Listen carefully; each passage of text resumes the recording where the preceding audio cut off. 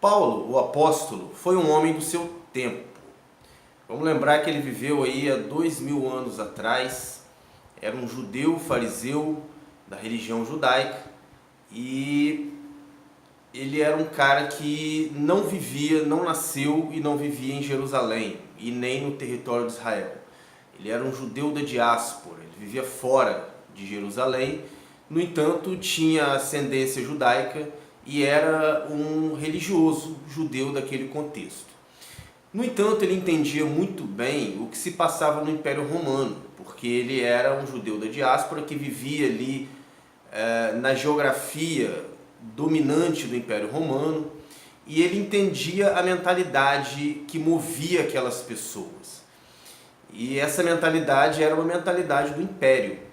Ele, de algum modo, seguia também essa mentalidade, sendo um fariseu, porque ele era um fariseu, um religioso judeu, muito rigoroso, de tal maneira em que ele buscou se tornar um perseguidor dos diferentes, né? Um fascista daquela época, né? Alguém que buscou perseguir os cristãos simplesmente porque via os cristãos como diferentes, como hereges da religião judaica, aqueles que não entenderam a religião e que por conta disso se tornaram hereges e que precisavam ser eliminados da terra. No entanto, em algum momento da vida dele, ele teve uma experiência espiritual muito forte, narrada lá no livro de Atos, em que ele, indo para Damasco para matar cristãos, acaba tendo uma experiência espiritual aí com Jesus. E a partir de então ele se rende à mensagem de Jesus, que é a mensagem do amor. E desde então ele começa a formatar a vida dele, as escolhas dele, a mentalidade dele, de acordo com essa nova lógica de pensamento, de acordo com esse novo fundamento, com esse novo princípio que ele escolheu para experimentar a vida, que é Jesus. Então, quando ele aceitou e fez essa escolha, ele assumiu um novo olhar para a realidade, uma nova mentalidade. E quando ele fez isso, ele assumiu, obviamente, uma mentalidade que não era a mentalidade da época. Então ele estava em desacordo com o que a maioria da época achava, com o que a maioria pensava. É justamente aquilo que Giorgio Agamben, um filósofo italiano da nossa época, caracterizou sobre o que é ser contemporâneo. Né? Para que eu seja um sujeito do meu tempo e entenda o que isso quer dizer, entenda o meu tempo, eu preciso estar um pouco deslocado.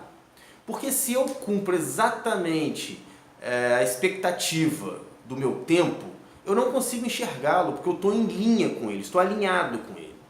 Agora, quando você se desalinha, quando você se torna um pouco marginal, de algum modo, em relação à lógica dominante, você consegue enxergá-la melhor. Você tem um olhar um pouco mais oblíquo em relação a ela. E foi o que aconteceu com Paulo. Paulo, se tornando um seguidor da mensagem de Cristo, ele se torna marginal em relação à mentalidade romana. E ele começa a se dar conta de quão destrutiva e de quão antivida era a mentalidade romana daquele contexto. De tal maneira que ele escreve para os cristãos em Roma falando a respeito disso. E ele diz o seguinte aqui, lá em Romanos 12, ele diz, dentro de um contexto que ele está desenvolvendo, ele diz: "E não vos conformeis com este mundo, mas transformai-vos pela renovação do vosso entendimento, para que experimenteis qual seja a boa, agradável e perfeita vontade de Deus." Então ele entende que a mentalidade que existia na época era algo que fazia mal e que justamente por conta disso a gente não devia se conformar com ela, mas que a gente devia transformá-la pela renovação do nosso entendimento. Ou seja, transformar o espírito do tempo em mim em outra coisa. Ou seja, abandonar essa perspectiva e assumir uma outra perspectiva. Mas aí ele, obviamente, tem noção de que não é tão simples assim. Né? A gente é criado dentro de um caldo cultural para perceber a realidade a partir de uma certa lente, para interpretar a vida e as coisas a partir de certos fundamentos, a partir de certos princípios, e que isso dificulta muito a mudança de mentalidade, a mudança de entendimento. E principalmente também porque quando você faz escolhas que não são as da maioria, você se torna alguém divergente, você se torna um marginal. E isso é uma coisa que praticamente ninguém quer.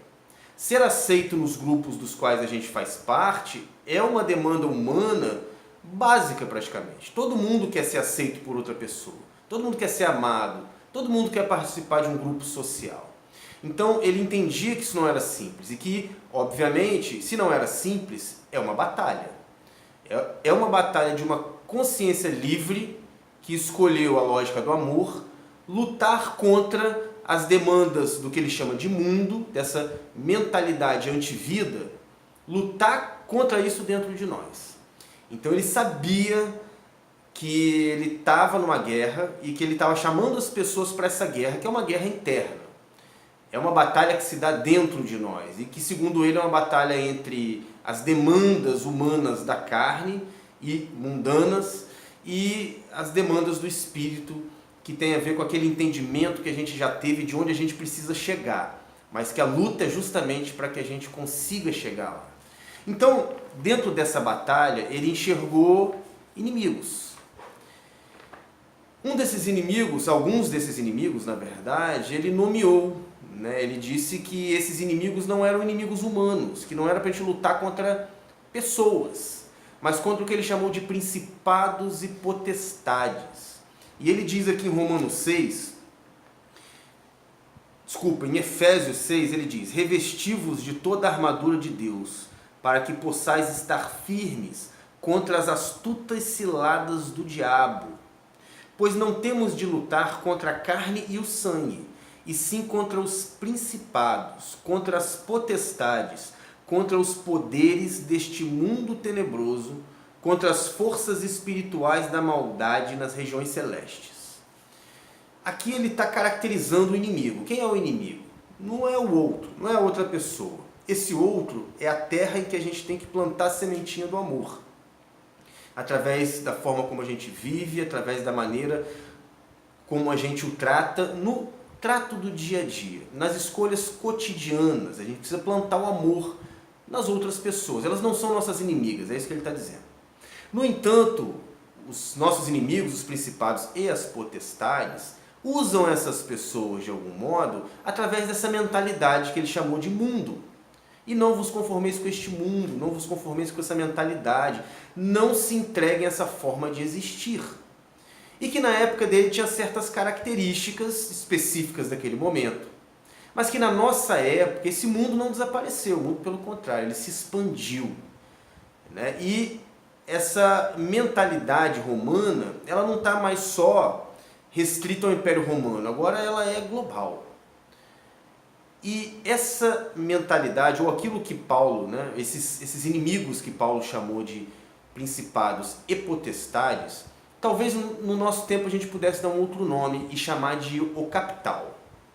Porque de algum modo, o capital é o personagem da história e não nós. Nós apenas obedecemos às demandas do capital, às demandas de uma mentalidade que exige de nós um desempenho, uma produtividade, um sucesso que não necessariamente é o que a gente quer, mas a gente busca constantemente isso porque isso está posto como mentalidade, como forma de existir, como interpretação da vida. No entanto, de acordo com Paulo, isso na verdade é contra a vida, isso é anti-vida. E isso aos poucos vai nos matando.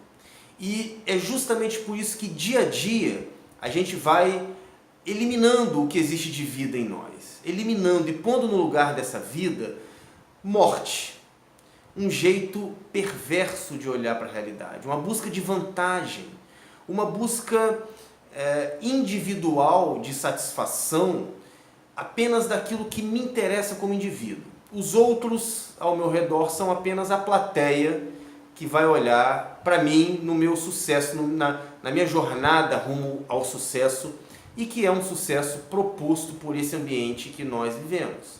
Que é um sucesso que só se torna sucesso quando eu estou sozinho, comemorando e com muito dinheiro no bolso talvez, ou com muita fama, mas não necessariamente cercado de pessoas e de relações que me façam bem, relações de amor que tornem a mim alguém melhor e o mundo um lugar melhor para se viver. A minha sugestão é a mesma de Paulo, que você não se conforme com essa mentalidade, não se conforme com este mundo, mas que você o transforme pela renovação do seu entendimento.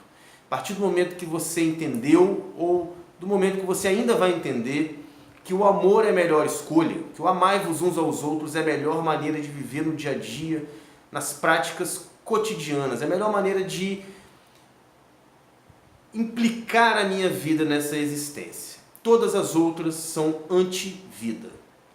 Se essa reflexão fez sentido para você, eu peço que você passe esse vídeo para alguém, se inscreva aqui no canal e daqui a pouco eu volto com outras sementes de reflexão.